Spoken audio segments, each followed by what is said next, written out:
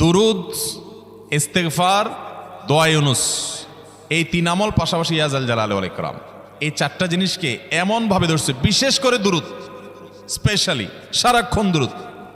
আল্লাহ রাব্বুল আলামিন এমনভাবে সহযোগিতা করেছেন, এমনভাবে উদ্ধার করেছেন যে কল্পনা করলে অবাক লাগে এখন যে এটা কিভাবে সম্ভব।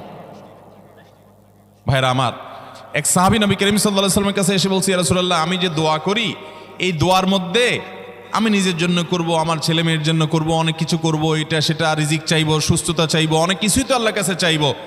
আপনি তো আল্লাহর রাসূল, আপনার জন্য দোয়া করলে আমাদেরই লাভ, একবার দোয়া করলে আল্লাহ 10 বার রহমত নাজিল করবেন, তো আপনার জন্য আমার দোয়ার ভিতরে কত পার্সেন্ট রাখবো? সাহাবী বারবার বিভিন্ন পার্সেন্টেজ বলছিলেন যে 3 ভাগের 1 ভাগ আপনার জন্য রাখি ইয়া রাসূলুল্লাহ, অর্ধেক রাখি, আরো বেশি করে রাখি। তিনি যত বলছেন নবী করিম সাল্লাল্লাহু আলাইহি ওয়াসাল্লাম আরো বাড়ানোর জন্য তাকে উৎসাহ দিচ্ছিলেন।